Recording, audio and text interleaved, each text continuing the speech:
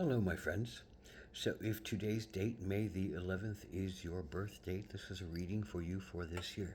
It's a 3 card pull, a general energy card for the general energy of the year, a challenge you might face in this year, and an action you can take to keep yourself in balance for the year. So, this general energy card for May 11th, birth date people, is the ring. And the ring is all about the great cycles of connection that we create, from the ring that we put on someone's finger to the ring that we create as our cycles of growth, to the ring of the sun, um, of us floating around the sun, to the ring of our existence and our connection. So this card asks you to look at the rings you have created, the rings that you are creating, the rings that you're calling to yourself. Are these rings that are still of need for you? Are these connections that you have still of need for you?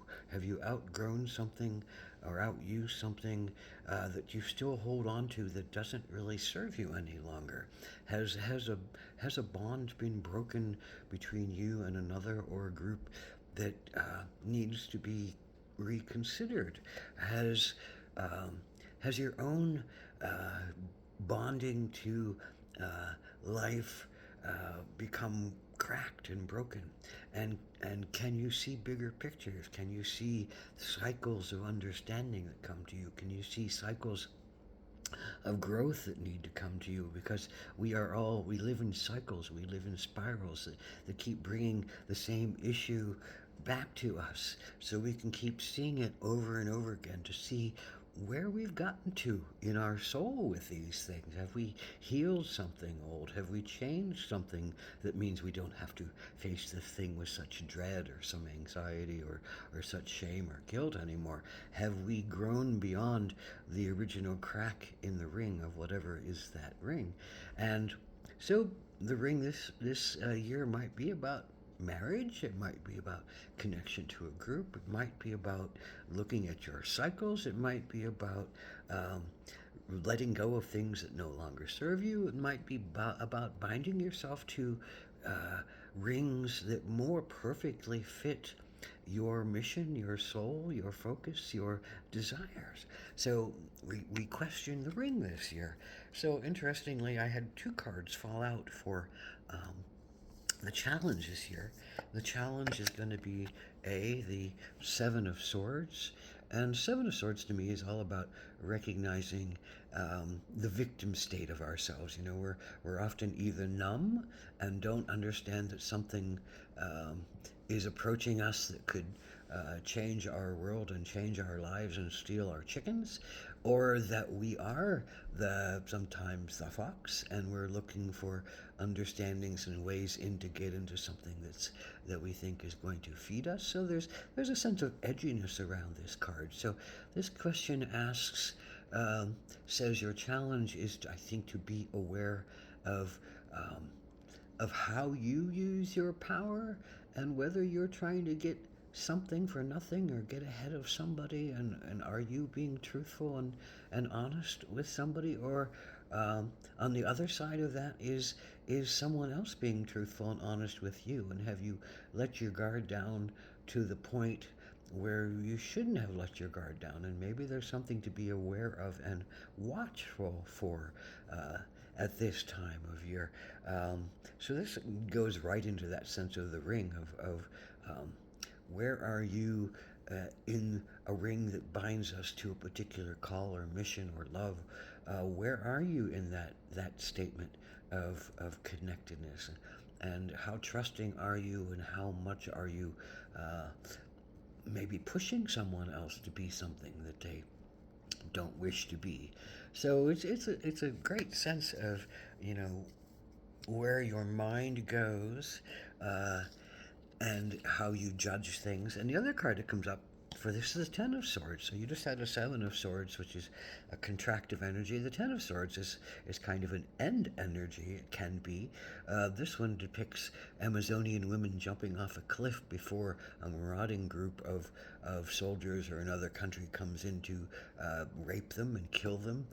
They decide to take their own lies before someone else does, meaning deciding to take one's power back before someone else takes your power away.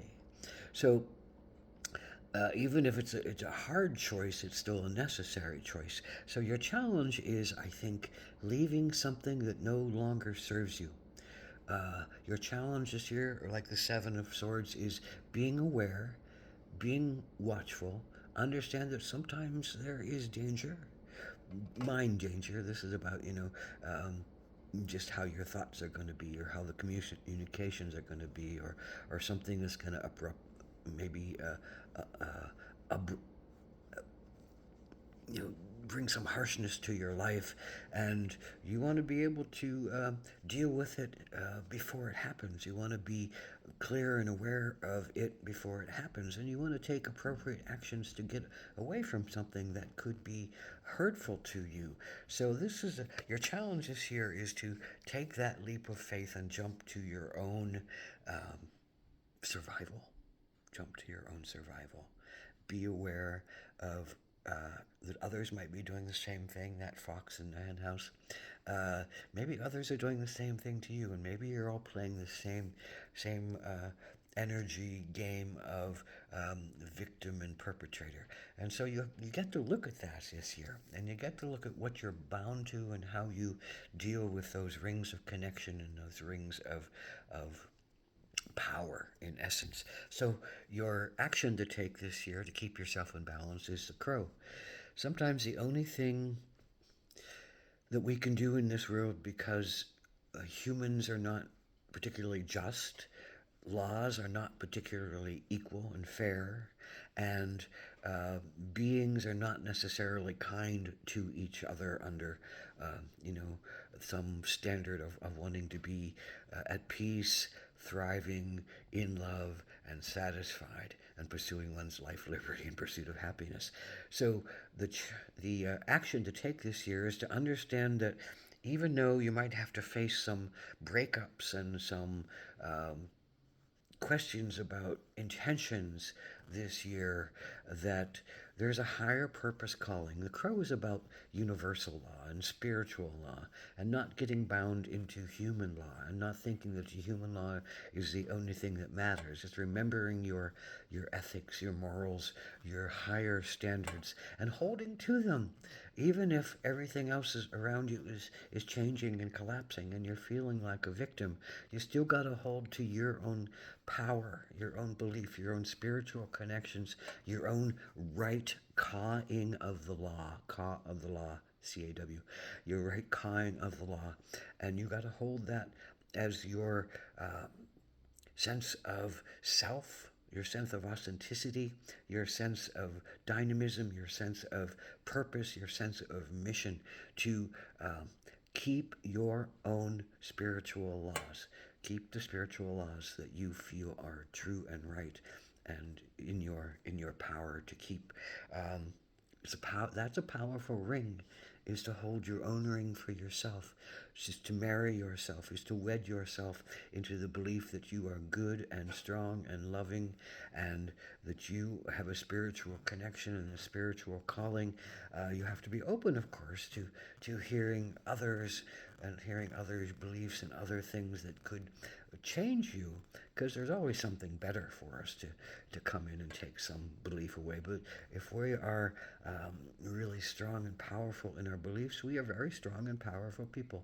So listen to the ring of your heart, listen to the ring of your soul, listen to the ring of your spirit, and trust that in some bigger picture, you're doing what is perfectly necessary for you to do, even though it might be hard and it might be challenging, but it's going to bring you to the soul of yourself and the connection of yourself and the ring of your being to yourself. So marry yourself this year, Home and Dr. Dassen.